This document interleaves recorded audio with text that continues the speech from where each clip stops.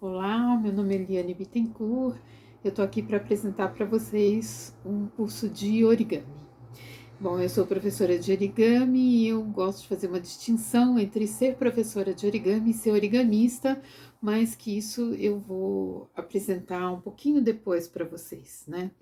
Primeiro eu quero falar o que é o origami e literalmente, assim, origami é dobrar papel. A palavra origami vem de união de duas palavras em japonês, que é ori, que é dobrar, e gami, que significa papel. Então, origami é dobrar papel.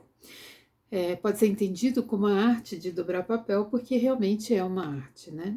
E o origami é uma tradição japonesa que consiste em criar determinadas figuras dobrando uma folha de papel, sem corte, sem cola, e normalmente o papel usado ele é quadrado, geralmente costuma ser quadrado, mas é o mais comum, mas existem tiras de papel, papel redondo, enfim. Pode ser ou não colorido, pode ser estampado, tem papéis com texturas diferentes, mas a gente pode usar qualquer papel. Em princípio, né? Pode ser papel de embrulho, pode ser papel de presente, papel de seda, papel vegetal. O único papel que é, assim, até papel de arroz, papel artesanal. O papel artesanal ele é um pouco mais delicado, então alguns são mais delicados, a gente precisa ter um pouco de cuidado, porque senão ele até quebra a fibra. E o único papel que eu acho mais difícil de usar é o papel crepom, porque quando a gente define a dobra, ele estica e aí tende a deformar e a gente precisa ter formas muito exatas no origami, né? Tem alguns estudiosos do origami que afirmam que o hábito de dobrar papel é tão antigo quanto a existência da primeira folha de papel que foi obtida na China, né, aproximadamente uns 2.000 anos atrás, usando maceração de casca de árvore e restos de tecido. Depois o papel chega ao Japão, entre os séculos 6 e 10, ele chega ao Japão levado por monges budistas chineses, e só que ele era um objeto nobre, assim, ele era acessível apenas para a nobreza, né? Então era um objeto, era um produto de luxo, né? E ele era utilizado nas festas religiosas, na confecção de moldes, de kimono, né? Para a nobreza. E os japoneses transmitiam as figuras que criavam através de uma tradição oral, né? Onde essas formas eram passadas principalmente de mãe para filha, e como nenhum desenho tinha sido registrado em livros até então as dobraduras mais simples eram as que eram mantidas, né, com mais facilidade. As primeiras instruções escritas sobre origami apareceram em 1797 com a publicação do Senbatsuru Orikata, né? Senbatsuru Orikata, como dobrar mil garças, seria essa a tradição, né? Como dobrar 1.000 garças. E aí só então, a partir da fabricação do próprio papel, né, no Japão, é que o origami se popularizou.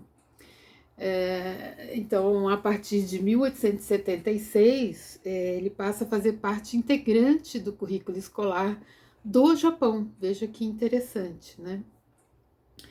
E a palavra mesmo, origami, ela foi cunhada só em 1880, a partir dessas palavras que eu falei, que era ori, dobrar, e kami, que é papel. Antes disso, o origami era conhecido como orikata, né? Então, durante séculos no Japão, os origamis eram representados também, e determinados objetos eram queimados num ritual de funeral, né? Com a intenção de que os espíritos das pessoas falecidas pudessem assim obter em outras vidas tudo que eles desejavam. Então eram feitos alguns objetos e eram queimados nas cerimônias funerais. Também era costume fazer cédula imitando dinheiro, que eram colocados em envelopes vermelhos confeccionados em origami e que também eram queimados durante as festas de casamento, para trazer prosperidade para o casal e tal. E as várias maneiras de se dobrar os papéis possuem diferentes significados simbólicos no Oriente, né? Então, as formas das peças que surgem, eles têm significados diferentes. Então, por exemplo, o sapo representa o amor, a fertilidade, a tartaruga é muito associada à longevidade. E o tsuru, que é a ave símbolo do origami, também é conhecido por grou ou cegonha e significa boa sorte, felicidade, saúde. E aí tem uma lenda que diz que se a gente fizer 1000 tsurus com o pensamento voltado para aquilo que deseja alcançar, que muito provavelmente a gente vai ter bons resultados. É interessante frisar que, assim, não é o fato de dobrar o papel, mas o fato de reafirmar 1000 vezes aquele propósito é que torna isso possível de ser realizado, mais possível, né, de ser realizado. Então, hoje a gente pode encontrar grandes mestres em dobraduras praticamente no mundo todo, mas antigamente era considerado uma proeza a criação de uma dobradura que apenas representasse um inseto, por exemplo. E hoje o desafio é criar insetos de espécies reconhecíveis. Então aqui tá essa diferença que eu falei entre o mestre origamista mesmo e nós que reproduzimos os origamis a partir das formas já criadas, né? Dos origamis que a gente já conhece. Existe também a história da Sadako, que é uma menina, ela tinha 2 anos quando foram jogadas bombas em Hiroshima e em Nagasaki, as bombas atômicas, né, na época da guerra, e ela não foi atingida diretamente pela bomba, mas ela acabou ficando com leucemia. Ela conseguiu ter uma vida normal até os 12 anos, ela praticava esporte, até que foi diagnosticada a leucemia. E uma amiga, que era mais próxima, levou para ela essa história dos tsurus, que era uma lenda, porque os tsurus eles são associados à longevidade e à saúde. Então essa amiga levou os papéis para ela, e aí ela trouxe essa história, essa lenda, né, de que se ela dobrasse 1000 tsurus, ela conseguiria alcançar aquilo que ela desejava. Então, elas começam a dobrar já no hospital, junto com família, com amigos e tudo, mas a Sadako morre antes dela conseguir completar os 1000 tsurus. E os amigos, então, acabam completando esses 1000 tsurus, e no mundo inteiro hoje ele ficou associado a um símbolo de cultura de paz, é um símbolo potente, né, contra esses horrores da guerra e também agora como o que a gente está vivendo. Então é um símbolo assim apropriado para esse nosso tempo de agora. Uma outra coisa também bastante interessante do origami é que ele trabalha, não é à toa que ele foi colocado no currículo das escolas japonesas, porque ele ajuda a ordenar o pensamento. Então, ele também é um potente instrumento para ser usado em trabalhos com saúde mental. Ele ajuda a organizar o próprio pensamento, a própria estrutura de pensamento.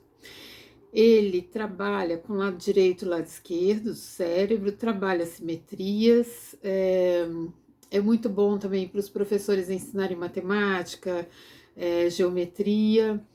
Então, ele tem várias habilidades, né, que podem ser desenvolvidas. Ele também pode ser muito utilizado não só para recreação, para aproximar pessoas. Nós temos origamis que são modulares, que podem ser usados para aproximar pessoas, mas ele também é uma arte que pode ser usada também na produção de renda, na geração de renda. Hoje virou moda, né, o pessoal usar a decoração dos 1000 tsurus, exatamente por ter essa simbologia de trazer uma sorte, trazer longevidade nos casamentos. Então a gente pode usar para enfeitar festa de casamento, para enfeitar uma mesa, também é possível fazer formas, forminha de doces, é, lembrancinhas de maternidade, é, várias coisas assim, para festa de aniversário, a gente pode fazer uma bênção também, porque existem outros objetos que são muito relacionados também à cura, então tem uma infinidade de coisas, mas a gente pode também usar, por exemplo, para decorar vitrine, para decorar shopping, para decorar rua, porque a gente pode usar, ele pode ser utilizado com tamanhos e materiais diferentes.